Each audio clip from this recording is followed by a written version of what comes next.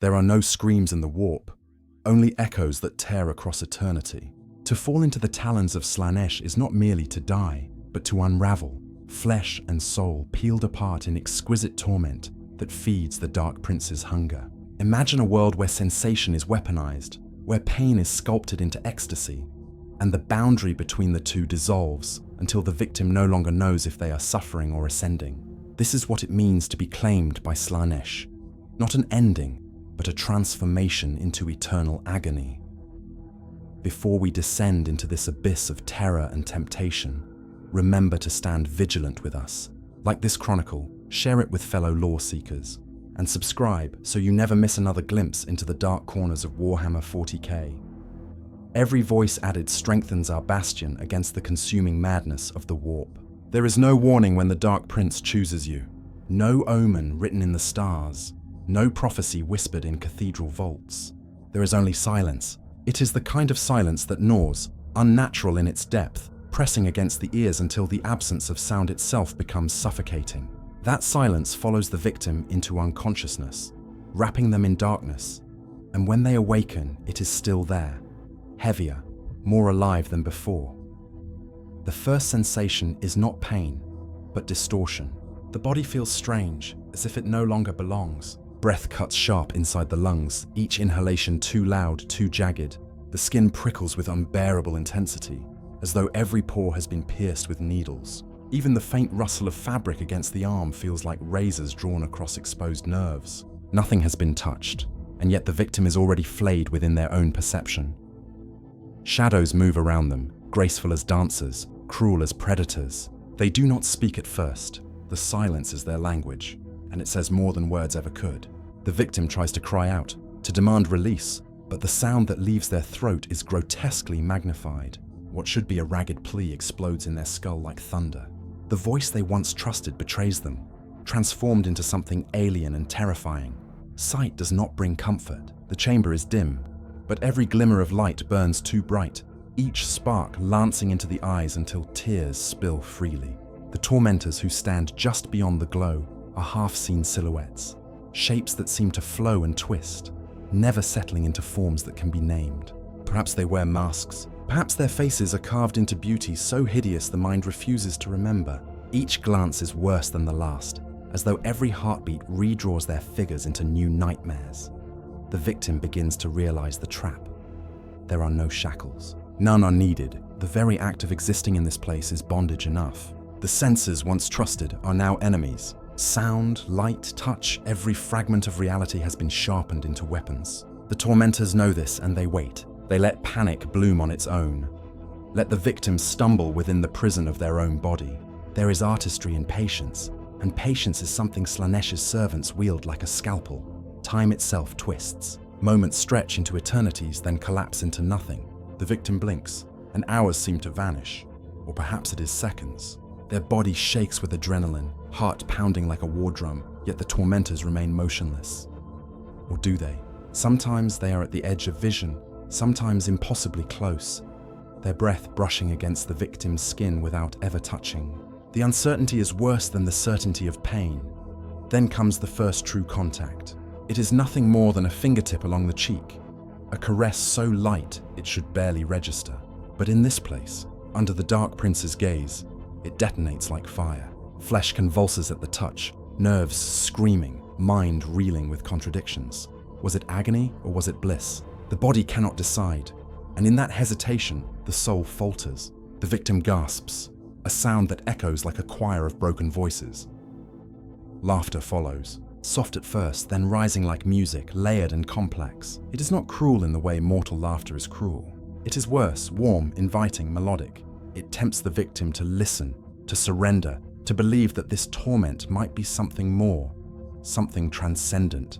That sound burrows deep, making the heart stutter. And for the briefest moment, the victim wonders if they desire to hear it again. That is the true first wound, deeper than any blade, the seed of temptation. The tormentors do not rush. They will not rush. The first part of the ritual is always the same. Break the barrier between fear and longing. Let the victim's own mind become accomplice to their undoing. When the silence returns, it is no longer empty. It is expectant, vibrating with promises unspoken. The victim shakes, not only from dread, but from the dawning horror that part of them waits for the next touch. The chapter closes on this precipice. Fear colliding with fascination, agony blending with rapture, the victim trembling in a chamber where every sense has become betrayal. No chains bind them, and yet they are already captured. The silence does not lift. It mutates, it slithers between the ears, coiling into thought, wrapping itself around memory, until nothing feels secure. The victim searches for clarity, names, faces, places, but each recollection frays like rotten parchment. Was there a battlefield? A home? A family? The details blur, dissolving into static. The only certainty is now, this chamber, this suffocating presence. In the void left by memory, fear flowers unchecked. Perception twists further. Every sense, once an anchor to reality, becomes quicksand. The faint drip of liquid from somewhere unseen does not merely echo, it detonates inside the skull like cannon fire. A flicker of motion at the chamber's edge transforms into a storm of colors impossible to describe, as if the spectrum itself had been corrupted. Smells drift in waves, sweet perfume, blood iron, smoke, blending together until the air itself feels thick, cloying, poisonous. The body convulses with nausea, yet even that sickness carries an edge of unnatural delight. The victim claws at their skin, desperate to dull the flood of sensation, but the act only worsens it. Fingers drag across flesh like knives, nails rasp against their own arms, and the nerves ignite in a surge that is both unbearable and intoxicating. They try to stop, but compulsion builds. Every touch is agony, every touch is ecstasy. They can no longer separate the two. Their own body betrays them, turning even the smallest movement into torment refined into art, and the tormentors watch. Always at the edge of vision, their silhouettes shift like reflections on broken glass. Sometimes tall, sometimes impossibly thin, sometimes rippling with unnatural beauty that cannot be held in thought for more than a second without splintering the mind. They say nothing, but their silence mocks. It tells the victim, you are doing this to yourself. They are not chained, not struck, not wounded. They are unraveling of their own accord. That realization is a blade crueler than any steel. Sleep becomes impossible. Whenever the victim's body collapses from exhaustion, the senses revolt, dragging them back into raw awareness. Dreams flicker like candles in a storm. Visions of hands reaching, voices whispering, mouths promising rapture. Each time, the victim wakes with tears, gasping, desperate for it to end. Yet in the hollow between breaths comes an even darker truth. Some part of them craves the next wave, craves the touch that brings agony wrapped in forbidden sweetness. The human mind cannot bear such contradictions without breaking. Fear mutates into longing. Longing collapses into revulsion. Revulsion circles back into need. A spiral begins, a descent with no bottom. The victim whispers prayers to the emperor, words meant to anchor them. But each syllable tastes like ash, mocked by the echo of laughter rising from unseen throats. Faith falters here. It cannot coexist with the fever dream that Slaanesh breathes into every nerve. The tormentors step closer now. Their movements are soundless, their presence heavy. One kneels, bringing its face within reach of the dim light. For the first time, the victim dares to look, and the sight is worse than blindness. Beauty so radiant it is grotesque, perfection carved into horror, symmetry that drives the mind into rebellion. The victim recoils, but it is too late. That image brands itself onto their thoughts, etched deeper than memory. They will never unsee it. Terror breaks, and in its place comes trembling anticipation. The victim knows they are lost, knows that what waits ahead is worse than death. Yet their body betrays them with a single truth. They are waiting, waiting for the next touch, waiting for the ritual to begin. And in the silence that follows, the tormentors smile. The body becomes foreign territory, muscles spasm without command, as if invisible strings pull the limbs into grotesque contortions. Each nerve is alive, screaming with unnatural clarity, until even the faint pulse of blood through the veins feels like hammer blows. The victim tries to resist, to still themselves, but resistance is meaningless here. The act of struggling only sharpens the edges of sensation, turning every heartbeat into a punishment. They collapse to their knees, breath shuddering, sweat stinging the eyes like acid. The chamber seems to shift around them, walls narrowing, light bending, air thickening into syrup. The tormentors remain just beyond reach, statues cloaked in shadow, yet the victim can feel their attention like claws raking across the soul. No blade has touched flesh, and yet the body is already breaking. The first restraints arrive not as chains of iron, but as silken cords lowered from above. They fall across shoulders and wrists with deceptive gentleness, wrapping like serpents. The touch is unbearable, smooth against skin, yet searing in its intimacy. The cords tighten, binding without bruising, holding without force. It is not their strength that imprisons. It is the victim's own treacherous nerves, each strand sparking with sensation so intense that even the faintest pull feels like skin being peeled away. They do not dare to resist, for resistance would mean drowning in that fire. The tormentors move closer now, circling like predators savoring the kill. Their footsteps are muffled, yet each vibration through the floor shatters like thunder in the victim's skull. A gloved hand brushes the air just above their cheek, not quite touching, and still the flesh convulses as if flayed by invisible blades. The victim sobs, not from pain alone, but from the terror of knowing their body is no longer their own. A voice finally breaks the silence. It is neither male nor female, but a harmony of tones woven together, echoing like a choir heard in a dream. The words are meaningless, or perhaps too meaningful, syllables that bypass the ear and settle directly into the spine. The victim trembles as though the sound itself is peeling away their defenses. With each phrase, the cords constrict tighter, and with each constriction, the victim's flesh seems to betray them further. Nerves unraveling, senses blooming into unbearable clarity. The ritual has not begun, not truly. This is still prelude, still preparation. Yet already the victim feels hollowed out, nerves stretched thin, heart pounding with the rhythm of some alien hymn. They try to summon courage, to cling to identity, to remember who they once were. But names slip through fingers like sand. What mattered before, the regiment, the home, the prayers whispered to the throne, all of it fades beneath the sheer immediacy of sensation. Only this chamber remains, only this anticipation. The tormentors lean close. One breathes across the victim's ear, and it feels like molten glass poured through the skull.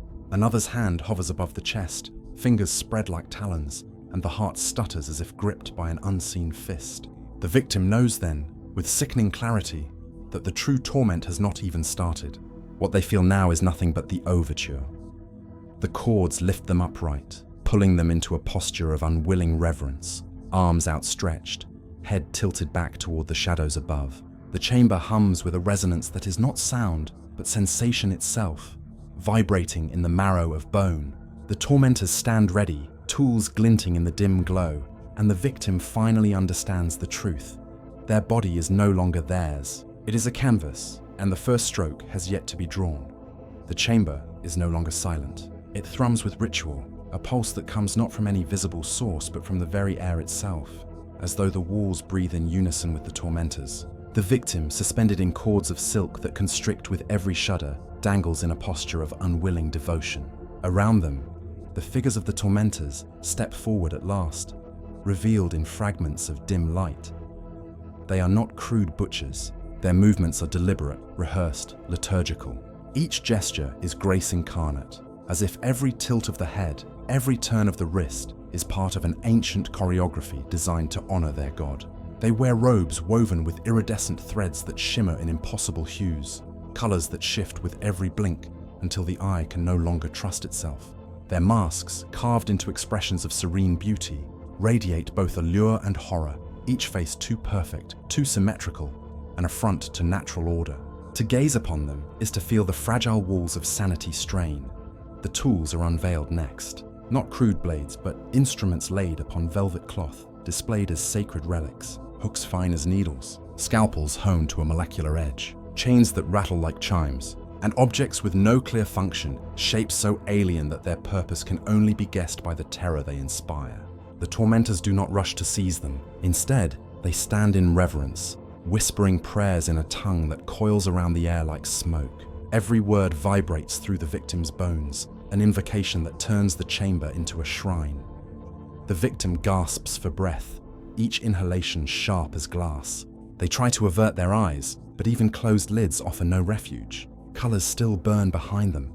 Sounds still detonate inside the skull. The scent of perfume and copper fills their lungs, sweet and suffocating. They want to scream, but the cords tighten at the attempt, transforming the cry into a choked whimper that only delights the tormentors further. One steps closer. Their gloved hand carries a small flask, and with ceremonial slowness, they draw it open. A scent floods the air, so sweet it curdles, so intoxicating it brings nausea in its wake. The victim recoils, but the scent follows, invading the body, settling in the blood. The nerves ignite with heightened clarity, as though the very substance were designed to strip away the last defenses. Pain and pleasure sharpen, converging into an unbearable harmony that leaves the victim gasping, trembling, helpless. The tormentors chant louder now. Their voices weave together into a single thread, rising and falling with ritual rhythm. The chamber hums in response, as though the walls themselves resonate with devotion. And then at last one takes up a blade. The scalpel gleams in the dim light, delicate, pristine, impossibly sharp. It is not raised in haste, but lifted as though in offering, the gesture as much worship as preparation. The victim realizes the truth then. This is not punishment, nor cruelty, nor even vengeance. This is liturgy. This is worship.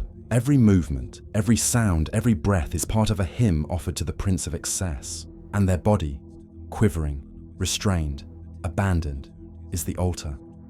The scalpel descends, and the ritual of unmaking begins.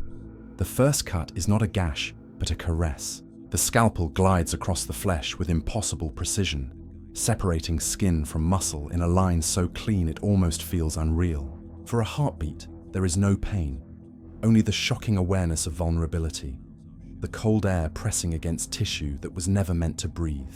And then it arrives. The detonation of sensation, sharp and absolute, racing through every nerve like lightning. The victim convulses, the cords tightening in response to each movement, ensuring that the flailing only deepens the torment. The tormentors do not pause. They step closer, their motions calm, reverent, almost tender. One traces a fingertip along the fresh wound, not to stem the flow of blood, but to savor its warmth, smearing the crimson trail with an almost artistic flourish. Another hums softly beneath their mask, as though this act is no different than painting a canvas or sculpting marble.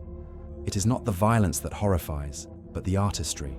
Each slice is deliberate, following a rhythm, forming patterns across the body that only the tormentors themselves understand.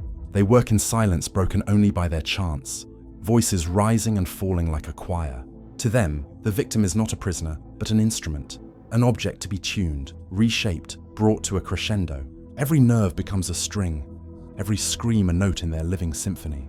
The victim's senses are drowned. Pain no longer comes in waves, but in tides, surging and ebbing, leaving only disorientation in its wake. What should be agony becomes confusion. What should be unbearable becomes intoxicating. The mind reels as pleasure slips, unwanted, beneath the surface of terror. A traitorous shiver courses through the victim's body, and the tormentors pause in delight, as though they had coaxed the perfect response. Their masks tilt, serene and watchful, basking in their god's approval.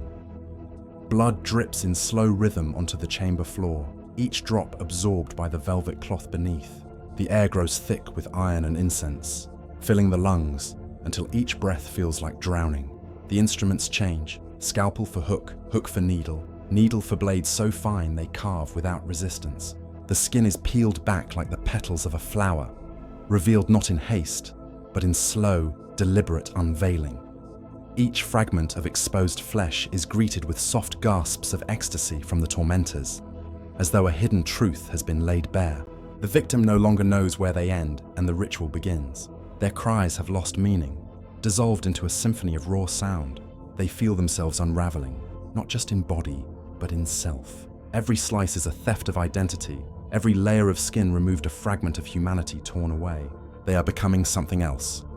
Not alive, not dead, but suspended in a liminal space where sensation is God. The tormentors chant louder now, swaying in unison, their blades rising and falling with a precision that borders on dance. Their worship is not hurried, for the ritual is not about ending life, but stretching it, expanding every second into eternity. The victim understands, horribly, that death will not come soon. Their body will be preserved on the edge of survival, each cut drawing them closer not to release, but to revelation.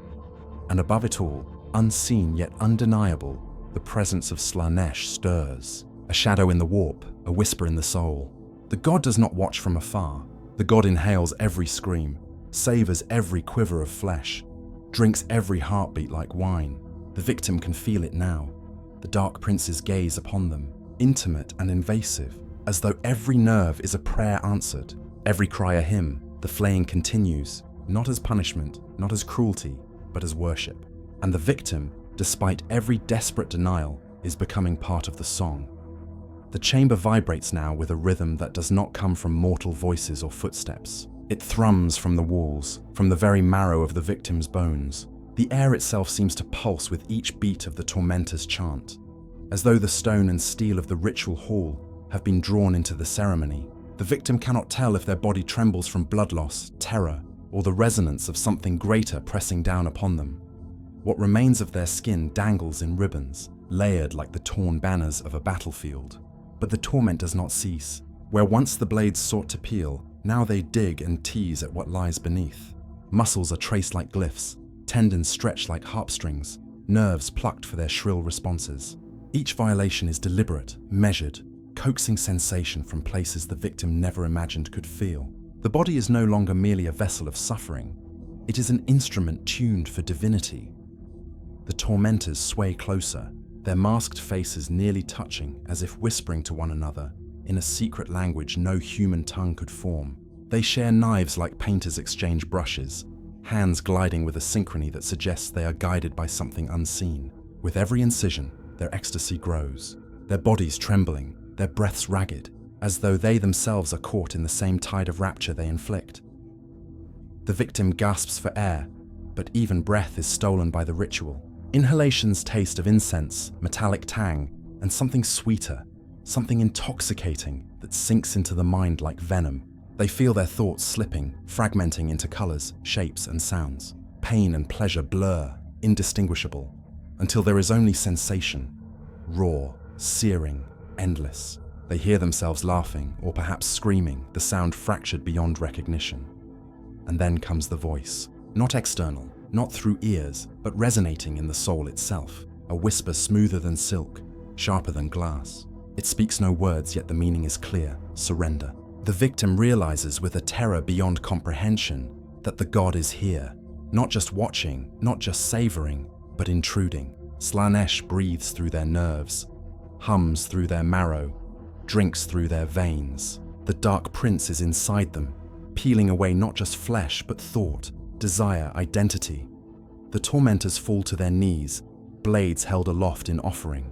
Their chants spiral into ecstasy, a crescendo of gasps and cries as they sense their god's touch made manifest. For them, this is the climax, the moment when their artistry bridges the gulf between mortal and divine. For the victim, it is dissolution.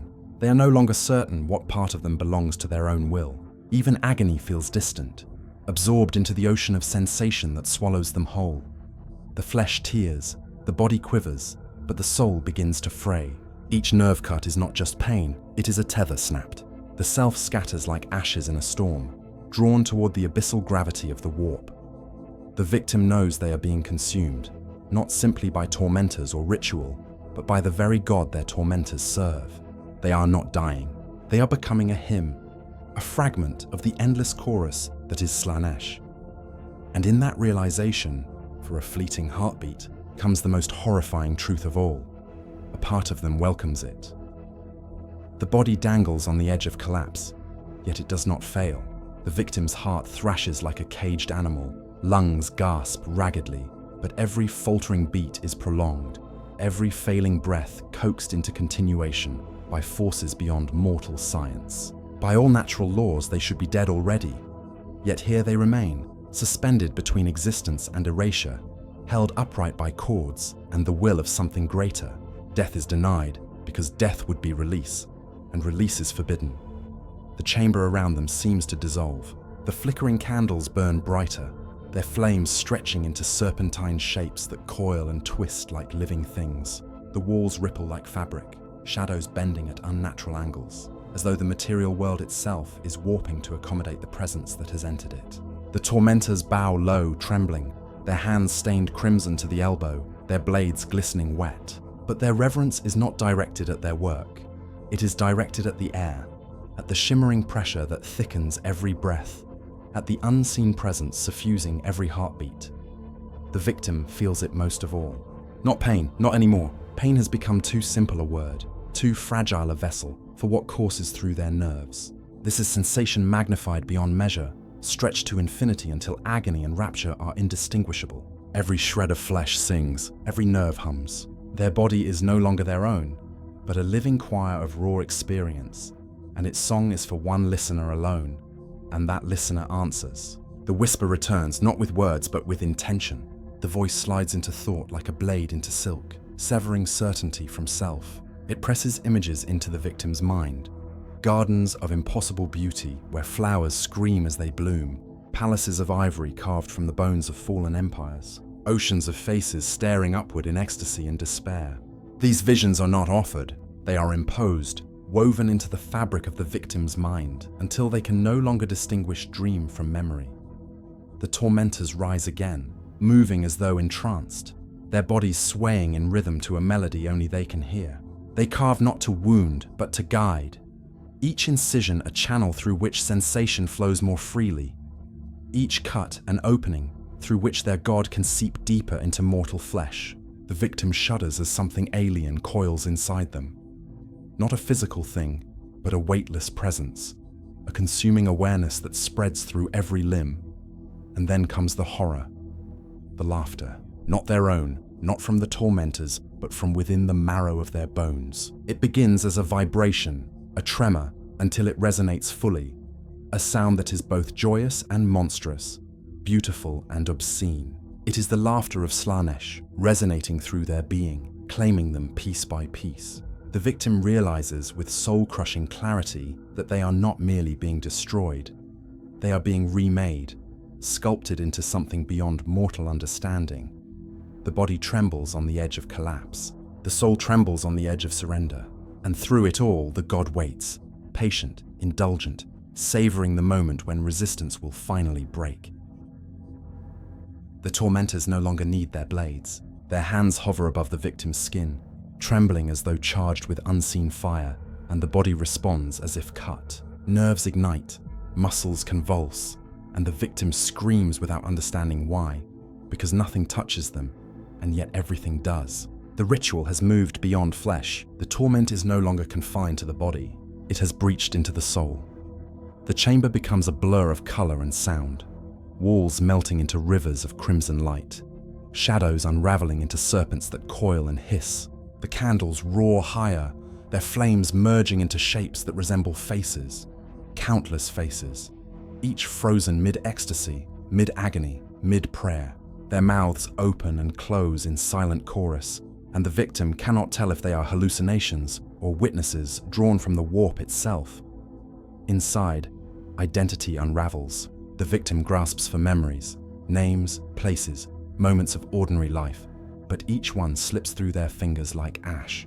A childhood laugh, a mother's voice, the scent of rain on stone, gone, replaced by whispers that are not theirs. In their place rise alien desires, endless hungers that claw at the soul. The more they resist, the more these intrusions multiply, until their thoughts are no longer their own, but echoes of the endless chorus that is Slaanesh. The tormentors circle, their chants soft now, almost gentle. Their masked faces tilt upward, their arms extended, and their bodies sway in a rhythm older than empires. They are no longer torturers but conductors, guiding the victim deeper into surrender. Each word of their hymn ripples across the victim's flesh like invisible cuts, each syllable slicing away another layer of identity. And then comes the moment of fracture. The victim sees themselves from above, dangling, broken, flayed, but no longer certain which self is real. Are they the screaming husk, drenched in blood and bound to the ritual frame? Or are they the fragment drifting free, pulled toward the shimmering horizon of the warp? The two selves blur, overlap, and begin to merge. The laughter grows louder. It is no longer in their marrow, but in every corner of existence, in every breath, in every flicker of light. It is not mockery. It is welcome. It is the embrace of something vast and eternal, something that promises release from limits, from mortality, from the prison of flesh. But within that promise lies terror. For release is not freedom, it is assimilation. To yield is to dissolve, to become one voice among countless others, forever lost in the cacophony of the Dark Prince. And even as they recoil, a terrible part of them yearns for it. The body shudders, the soul splinters, and resistance falters. The victim hangs in the balance, caught between the remnants of self and the yawning maw of oblivion. And the god waits, indulgent, patient, savoring every trembling heartbeat of indecision. The air is thick now, not with smoke or incense, but with the very presence of the warp.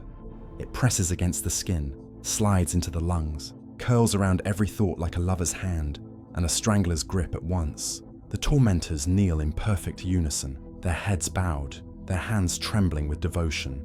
They know the ritual has surpassed them. What remains unfolding in this chamber is no longer their doing, but the gods. The victim hangs on the frame, every nerve raw, every vein stretched to breaking, yet still alive. Their body is no longer recognizable as human. It is a tapestry of cuts, peeled flesh, and glistening red sinew, each line etched with obsessive precision. Yet this ruin still breathes, still screams, still clings to the shreds of self. But the god does not want the body. The god wants the soul. The laughter rises again, but now it is joined by whispers, endless voices speaking in harmony, in contradiction, in seduction.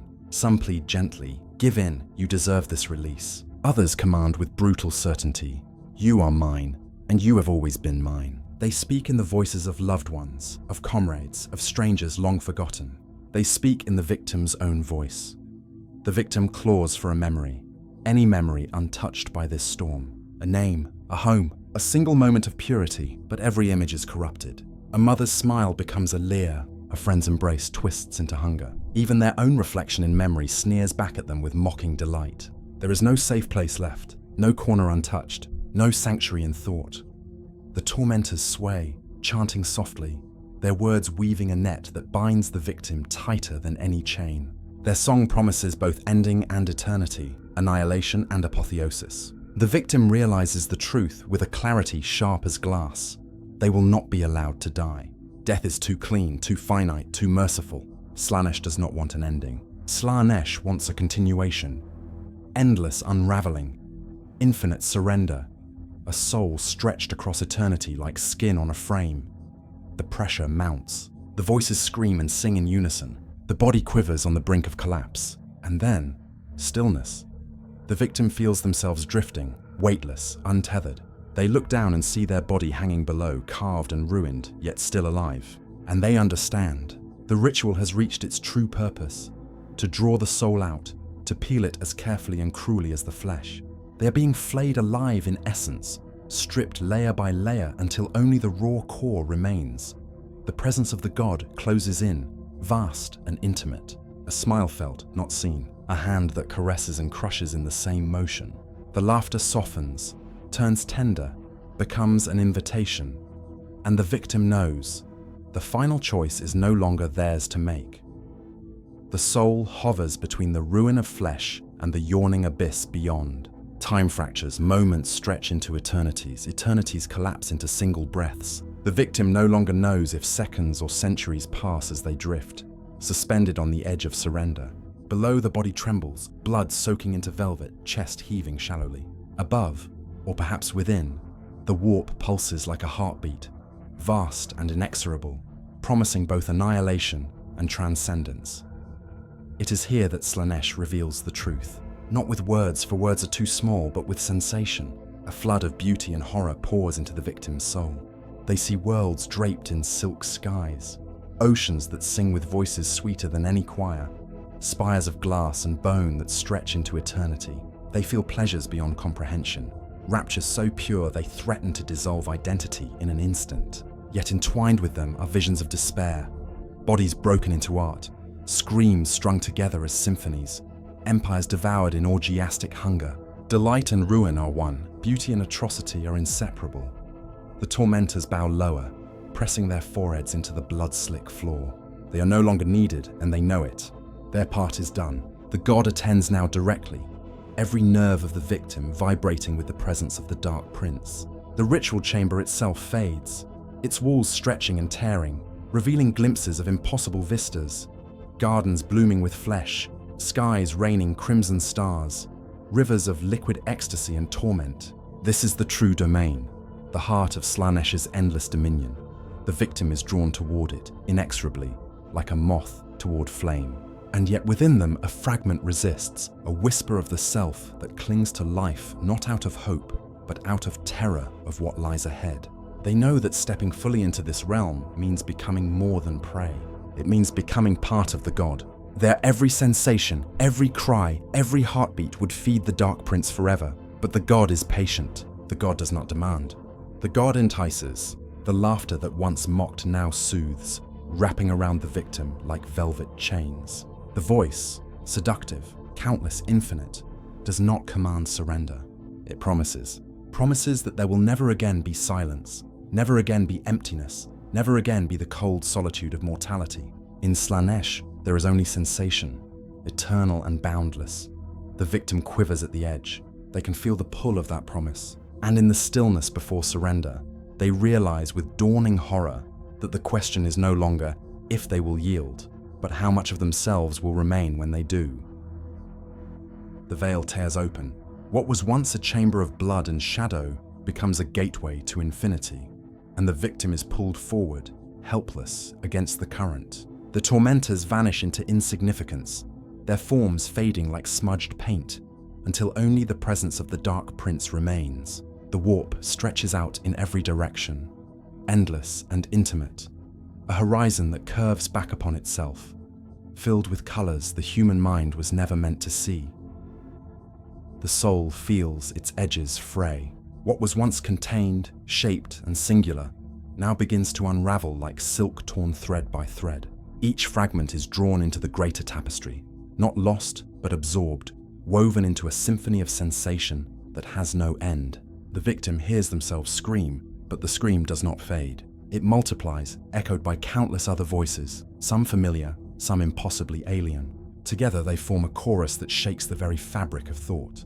The god touches them, not with hand or voice, but with presence. It slides across the raw surface of their soul, exploring, caressing, carving. Where resistance clings, it soothes. Where fear clutches, it teases. Where desire stirs, it inflames until want becomes need, until need becomes surrender.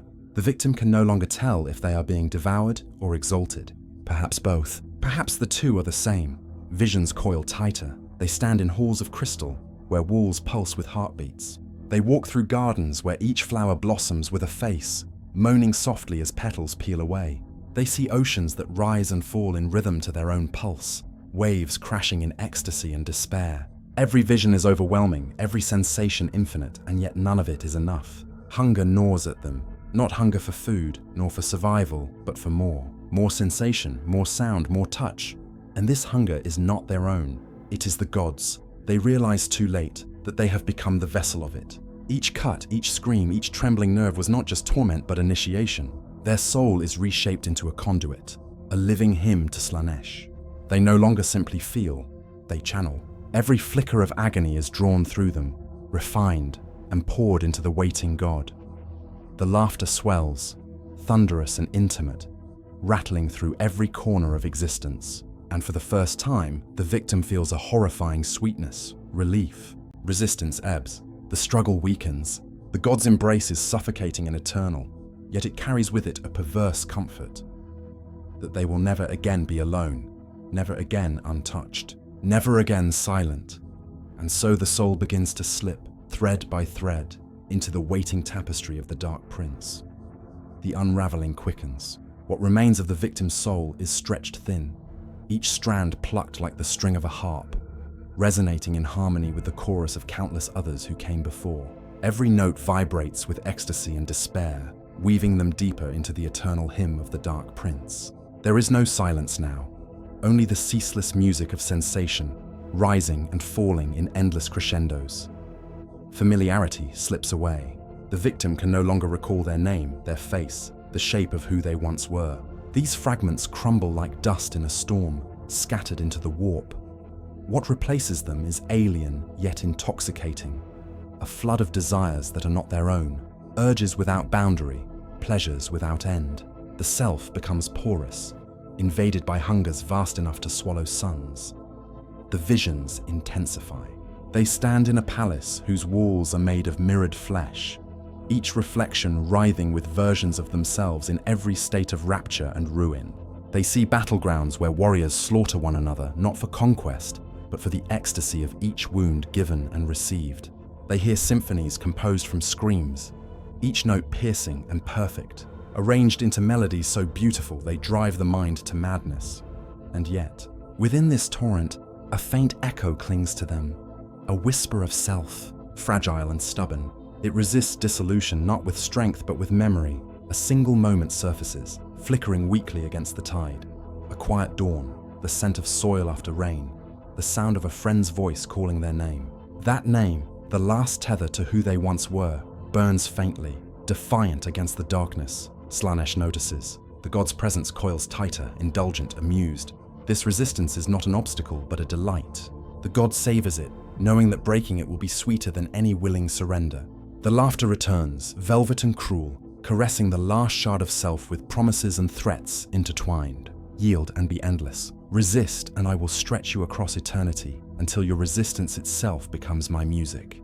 The victim trembles. The whisper of self flickers, guttering like a candle in a storm. They are balanced at the precipice. One more breath, one more shiver, and they will fall fully into the abyss, dissolved forever into the chorus. And as the darkness of the warp closes tighter, they realize the horror of their fate. There will be no end. Not in death, not in surrender, not even in oblivion. Only the endless embrace of sensation, devouring and remaking them, until even the memory of resistance is gone. The final descent does not arrive with violence, but with a terrifying grace. Where once the victim's mind buckled beneath the storm of sensation, now it sinks willingly, lulled by the rhythm of an endless symphony. The agony that once tore them apart has become indistinguishable from ecstasy. The two threads braided so tightly that they no longer know which is which. Pain sings in harmony with pleasure, and the self sways to its cadence. Their flesh is not flesh anymore. It has been rewritten into a canvas of exquisite torment. Every nerve an instrument, every scream a note within Slaanesh's orchestra. Skin ripples like silk under invisible fingers. Bones hum faintly, vibrating with the resonance of the god's laughter. Even their blood flows not as liquid, but as molten music, each drop adding to the eternal chorus echoing through the warp. What remains of their humanity lies scattered, fragments glowing faintly like stars on the verge of collapse. The memories are dim, faces blur, voices fade, but the emotions linger: fear, longing, fleeting hope. Slaanesh harvests these scraps with delight, polishing each one until it shines with unbearable sharpness, then twisting it into new, intoxicating forms. A loved one's embrace becomes a phantom touch that burns hotter than fire. The memory of safety transforms into a hunger that can never be sated. There is no sanctuary. The victim's soul is the stage, their essence stretched across infinity, played and replayed for the amusement of their master. And yet, in this ruin, they begin to feel something like belonging. The agony is theirs, the ecstasy is theirs, and in this endless cycle they find a perverse reflection of identity. They are no longer who they were, but perhaps they are something greater. The voice of Slaanesh descends like velvet thunder. You are mine, forever. Sing for me. And they do, not because they choose to, but because their very existence has been tuned to the will of the Dark Prince. Their scream, once a protest, now rises in harmony with countless others, a single thread in the tapestry of eternal rapture. The chorus swells, and the victim is lost, yet also found, in the boundless hunger of their god. The last fragments of individuality do not shatter in a single instant. They erode, grain by grain, until the victim no longer remembers there was ever a line to cross. At first, they still whisper their name in the hollow recesses of their mind, clutching it like a relic of resistance. But the syllables lose meaning, slipping into the tide of alien music that consumes them. What is a name in the presence of the Dark Prince? A fragile husk, crumbling under the weight of eternity. The chorus swells, layered with the cries of countless others, each soul stretched thin across the fabric of the warp.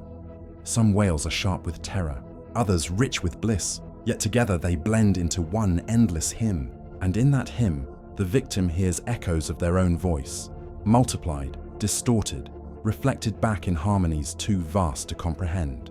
Their scream is not theirs anymore. It is a note within a cosmic composition, repeated until ownership itself dissolves. The boundaries of the body are gone. Skin is no longer skin, but sensation itself, raw and unfiltered, without shape or end. Their nerves are strings plucked by unseen hands, their marrow a hollow reed through which the winds of damnation howl. Even thought becomes rhythm, stripped of meaning, pulsing only in time with Slaanesh's will. There is no past here, no memory strong enough to stand against the tide, the fleeting image of a battlefield, the echo of a family's laughter, the warmth of a world's sun. All of it dissolves into luminous dust, consumed and remade as offerings to the Dark Prince. What remains is the now, an eternal instant stretched into infinity, forever trembling between the knife edge of pain and ecstasy. And as the victim fades into that endless music, they realize the truth. They have not been erased. They have been perfected. What was once a fragile, flawed mortal has been reforged into an instrument, a voice in Slaanesh's eternal choir. No longer singular, but eternal. No longer their own, but divine property. The final thought they have is not of loss, nor fear, nor even despair. It is of surrender, a surrender so complete it feels like triumph. Their voice rises, their soul burns, and they dissolve fully into the chorus, one more note, indistinguishable from the rest, in the endless, rapturous hymn of damnation. In the end, there is no end.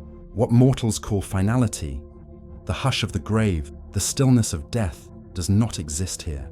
To be claimed by Slaanesh is not to be extinguished, but to be stretched beyond recognition, carried on a tide that never ebbs. The victim becomes eternal motion, eternal vibration, eternal sound.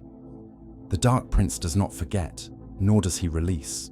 Every nerve that once shrieked in agony remains forever taut, strung like the wire of an instrument. Every flicker of ecstasy, every scream of despair is plucked again and again, repeated across millennia. In that way, the soul becomes both prisoner and symphony, a vessel that cannot stop playing itself. Yet there is a beauty here, terrible, obscene, and undeniable. The mortal form, once so fragile, once so easily broken, has been transformed into something that transcends flesh and bone. They are now woven into the fabric of the warp itself, a resonance that will never cease. Even as individuality fades, a strange pride creeps in, for to be heard within the chorus of Slaanesh is to be eternal, to be part of something vast and infinite. But eternity is a cage, no matter how gilded. There is no pause, no silence, no reprieve. The victim cannot sleep, cannot rest, cannot cease. They are sensation without boundary, voice without body, music without end. What mortals call death would be mercy, and mercy is an illusion the Dark Prince does not grant. And so the story closes not with release, but with resonance. The captive soul sings forever, a single note bound in a choir of unending torment and rapture. Their scream, their laughter, their every ounce of being merges with countless others into a hymn so vast that even the gods of the warp pause to listen. This is what it means to be flayed alive by Slaanesh. Not the cruelty of pain alone, but the obliteration of finality itself. The victim does not die. They are perfected, consumed, immortalized as part of a song that will never end. And somewhere deep in the Dark Prince smiles, because another voice has joined the chorus, and the galaxy will never stop singing.